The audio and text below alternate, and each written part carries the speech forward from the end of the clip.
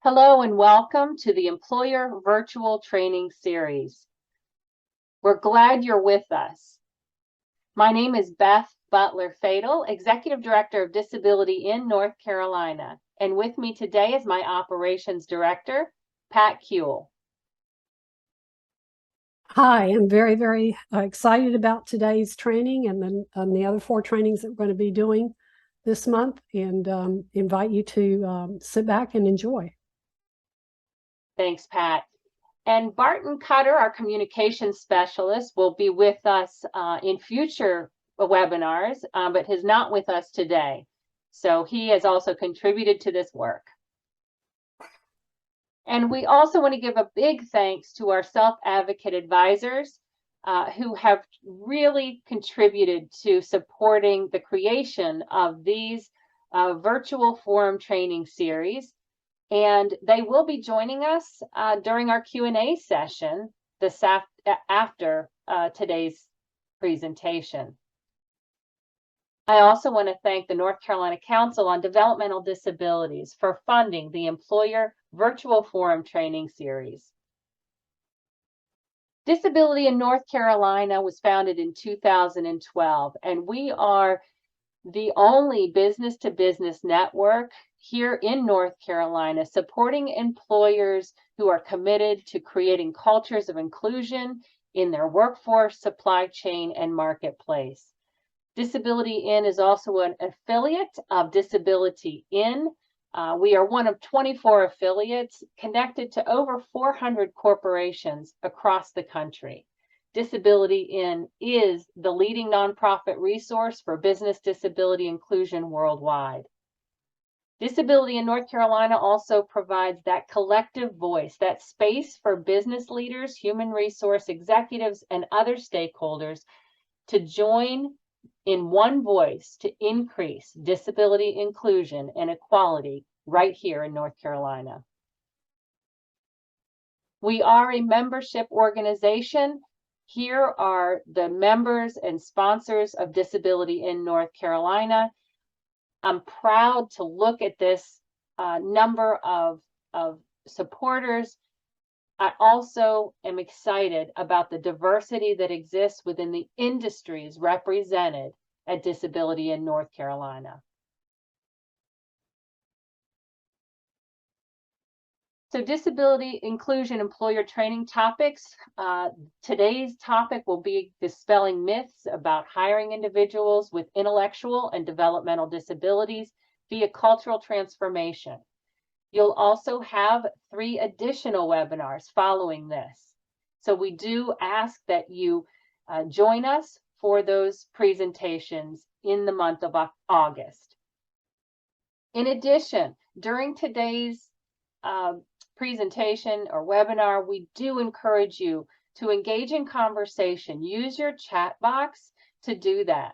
In addition, we'll have a Q&A session, and please drop your questions in the chat box as we will take those during the Q&A session following today's presentation. So let's get started. I'm going to turn it over to Pat now, who's going to talk to us a little bit about what is an intellectual and developmental disability. Pat? Thank you, Beth. So an intellectual and developmental disability is it's a term that means that the individual has a severe and chronic disability attributed to mental or cognitive or physical impairment, or a combination of mental and physical impairments that are diagnosed and become obvious before the age of 22, hence the developmental piece of this. The condition is likely to continue indefinitely, and it does present some challenges for the individual in 3 or more of the following areas: self-care, receptive or expressive language, learning, mobility, self-direction, capacity for independent living, and economic self-sufficiency. And just so you'll know, in North Carolina, we have also included traumatic brain injury, that is any kind of accident or injury to the brain that happens to an individual before the age of 22. That individual can also be considered a person with a developmental disability, and hence some of the services the state and offers can become eligible for that. Now, all of that said, it sounds very scary, right? So let's dive a little deeper. So let's do a fact check on intellectual and developmental disabilities. So first off, if you have met a person with intellectual and developmental disabilities, guess what? You've just met one person. Just as each of us are different, individuals with intellectual and developmental disabilities are not all alike, and they have their own personalities, strengths, weaknesses, likes, dislikes, hopes, and dreams. And so in some respects, they're more diverse than they are similar, right? Another thing most of you may not be aware is that 85% of people with intellectual disabilities only have situational challenges. What does that mean? So typically what happens is a person with an intellectual and developmental disability is picked up and becomes evident during their school years, either in elementary, junior high, or even as late as high school. But once they graduate, 85% of individuals with an intellectual disability are able to find jobs, they're able to marry, to live independently, and to basically melt into society. So that situational challenge is about the academic challenges that school presents. And people with developmental disabilities do not always have an intellectual impairment. Sometimes the impairment can be exclusively a physical impairment that occurs in the developmental phase. So Beth, let's move on and hear from Kimberly Hernandez, one of our lovely self-advocates who helped us with the design of this training. My name is Kimberly Hernandez. I work at Chatham Literacy. I've been working with Chatham Literacy for about a year now. When I first came to Chatham Literacy, I was in a shell, afraid of making mistakes and just afraid of opening up and not allowing myself to give that opportunity to become a bigger person. Now, a year later that I have been working with Chatham Literacy, I've learned so much, and my message to the employers is to not look at us because we have a wheelchair, or we come with a wheelchair, or we come with like minor needs. We, as well as you, just want to become somebody in this world, want to buy a house, buy a car, all these things. But my message is just to give us a chance and let us allow you to show you that we're not just a person in a wheelchair. We're more than that.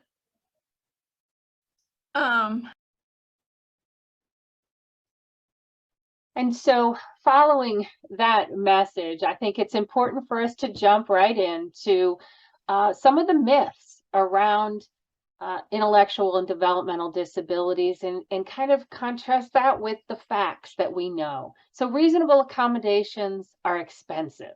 You might hear that. Many employers avoid engaging in the disability inclusion journey simply for that reason.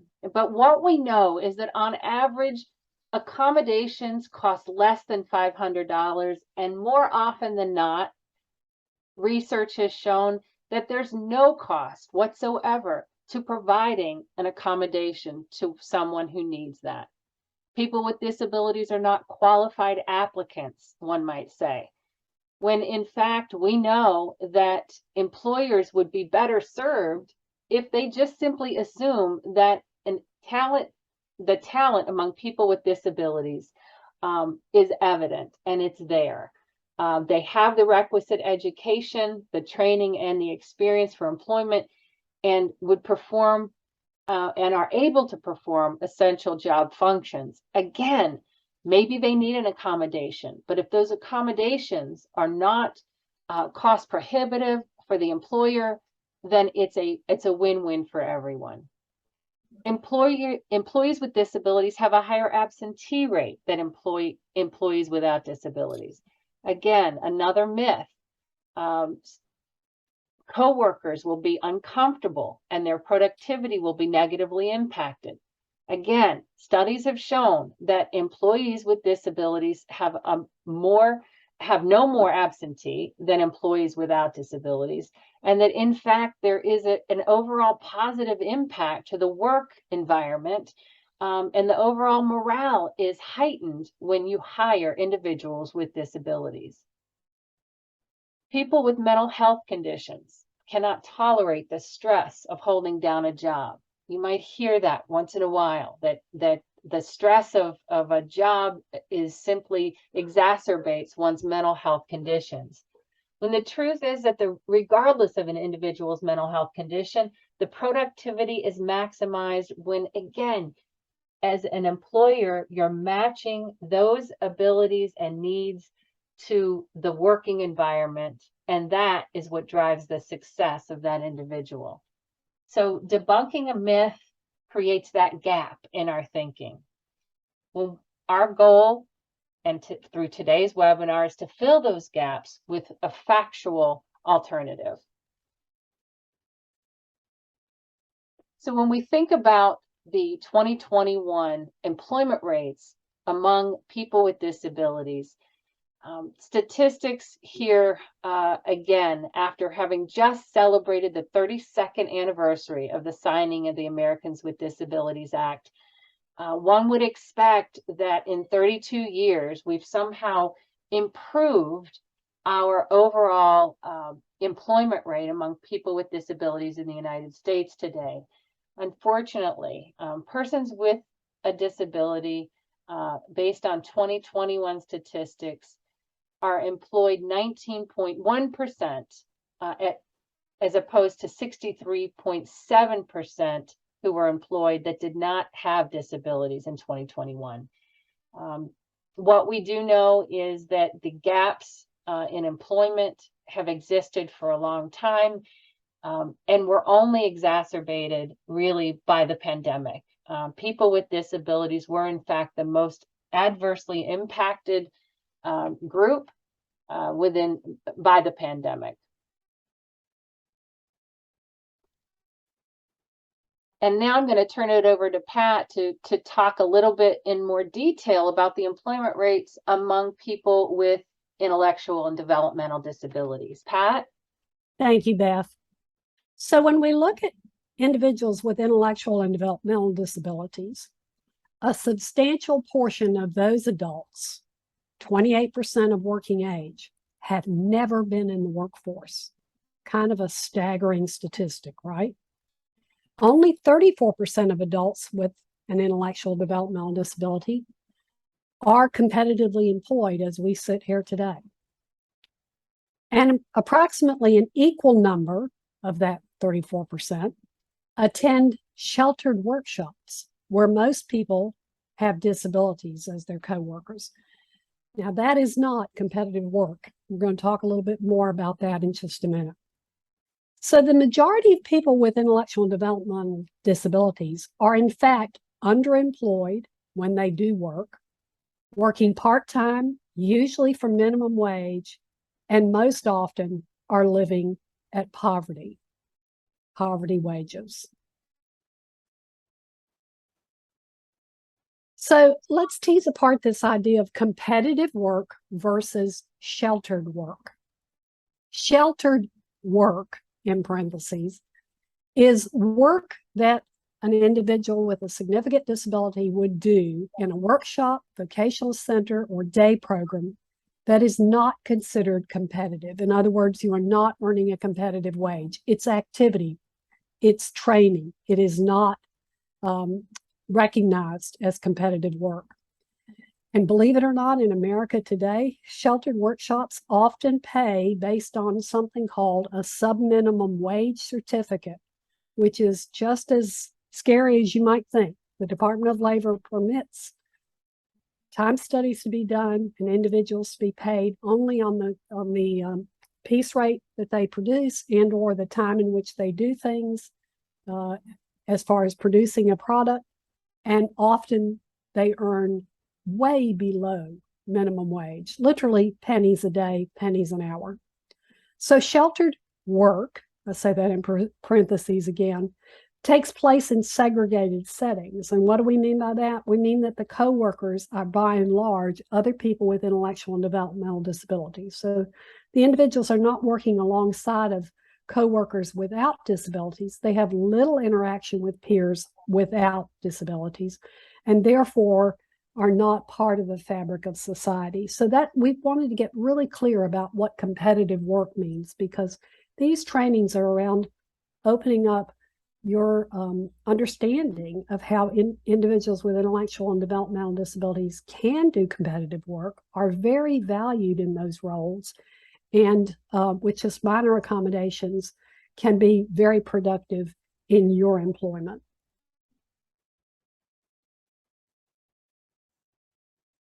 So another aspect to this is the job stability among employees with intellectual and developmental disabilities.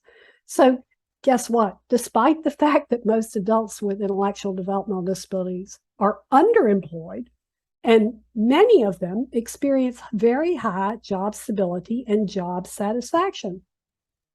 So 62% of adults with IDD who are employed in a competitive setting have actually been in that job, that current job, for 3 years or more. Now that's remarkable when you consider often the entry-level jobs are the ones that are offered to people with intellectual and developmental disabilities. And then to be loyal to that job for 3 years or more is quite remarkable.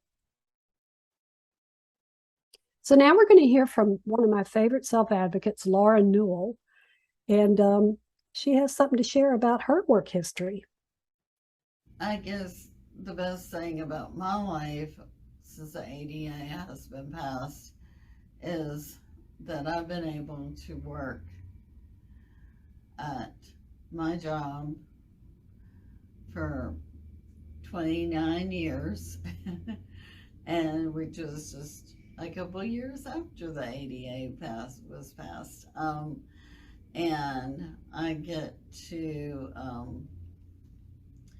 I have I live independently. I live with my husband and our cats, and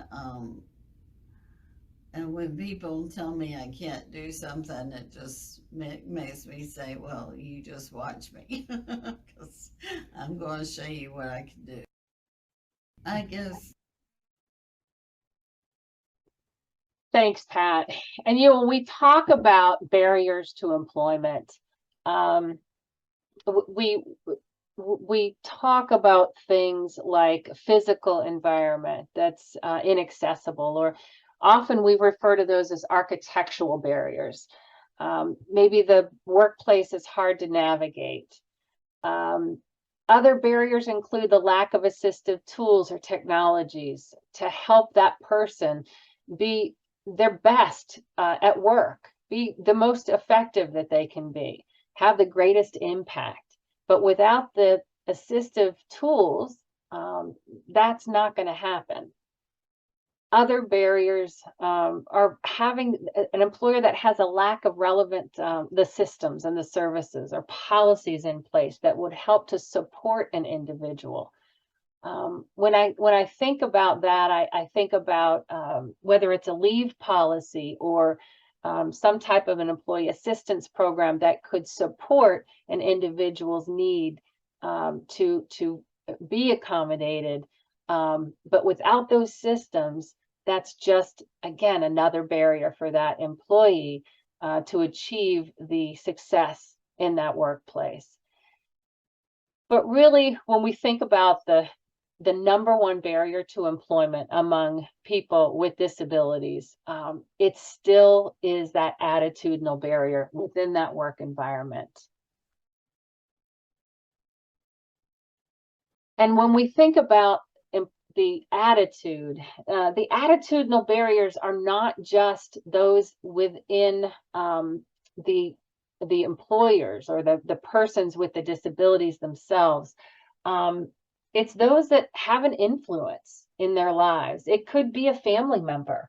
It could be teachers, even medical providers, support staff, even mental health providers.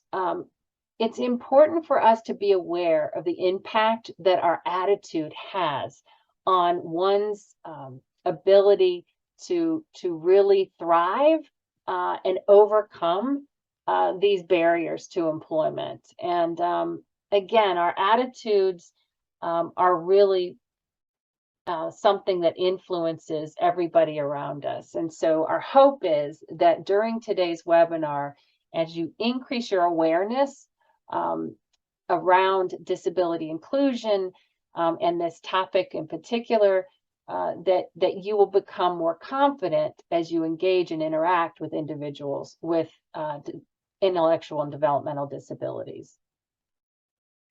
So we think about cultural transformation, and we talk a lot about what that looks like.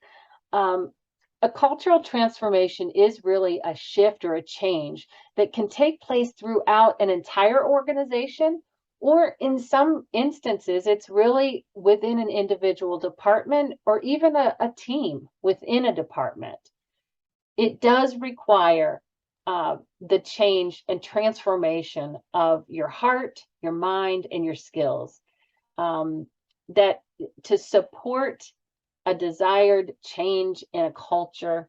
It really does have to move from your heart issue to your mind, and then finally to your skills. So you have to have the conviction to, and that aha moment we refer to often, that really does drive the change that ultimately changes that behavior. And then understanding what behavior change even looks like within your organization, within your team, or even within your own experience. Maybe it's just an individual hiring manager. And then finally, having the necessary tools to really drive the kind of change that you want to see within your organization. Cultural transformation is ongoing, it's an evolving process, and it is continuous.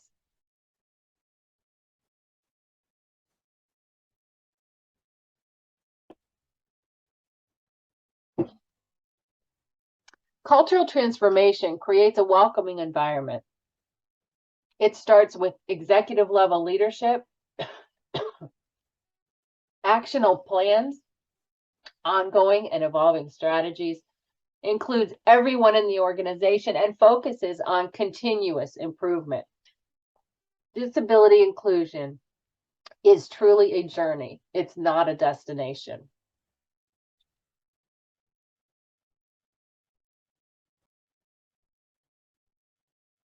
And now let's hear from another one of our self-advocates who's a college graduate and hear from what he has to say.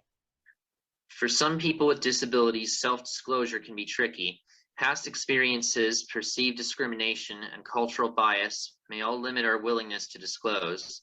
Providing multiple welcoming invitations to disclose throughout hiring, onboarding, and employment can help build trust and communication. It may also be helpful to share who has access to and how it can support the one disclosing.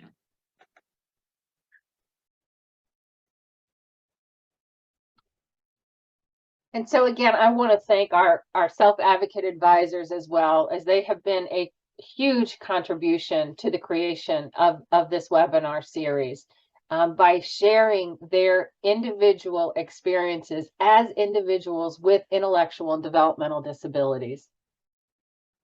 And finally, we want to leave you with some resources that can be found on our website at di-nc.org. You can find the NC Works video that was created, and we encourage you to use these videos as a way to open up the conversations within your own organizations. There's also an online toolkit that can provide that centralized place and a location for access to a number of different types of resources available from the state and other national resources as well. And Pat, I want to turn it over to you to talk about the Business Excellence Partners. Yeah, so we're very excited about the Business Excellence Partners. Disability in North Carolina is designing a brand recognition program where we will actually be inviting companies to self-nominate and or agencies that work with companies that they think are really doing an outstanding job to nominate those entities. And we will be interviewing them and determining their path on this journey towards disability inclusion, and recognizing them in the form of a brand lift on our website and special call out in social media as companies who are on their journey. I want to make this very clear. It's not about perfection.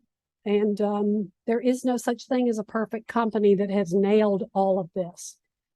It is indeed about the decision to engage in cultural transformation, to do the work, and to continue to commit to getting better and learning more. And so even companies that are at the beginning of their journey have often demonstrated that they are eager and ready to learn, and they deserve to be recognized by the rest of us. So that's what our Business Excellence Partners program is going to be about. We will be issuing applications starting November 1st. We invite any company that wants to be considered to self-nominate and or any agency such as Vocational Rehabilitation or NC Works that would like one of their business partners to be recognized, to get in touch with us and to assist in completing one of those applications. We hope this is going to become a benchmark for our state, and that people will look at this and say, you know, these Business Excellence Partners, they are quite unique. They're doing something very special in the disability space. Thanks, Pat. And I also want to add that we do recognize employers at our fall conference each year during October, National Disability Employment Awareness Month. Those companies are ranked among best places to work for disability inclusion based on scores that they receive with the DEI, or the Disability Equality Index. What we have done here at Disability in North Carolina is, through this Business Excellence Partners Award program, is we really want to recognize those companies as well that may be small or medium size, that may not have the robust HR or diversity inclusion teams that could support a larger commitment to creating or responding to the Disability Equality Index survey. And so again, that's not to omit those other employers. All employers are welcome to apply to this Business Excellence Partners Award program. But we also really want to pay attention to the work and the good work that's happening in North Carolina among small and medium-sized businesses here as well.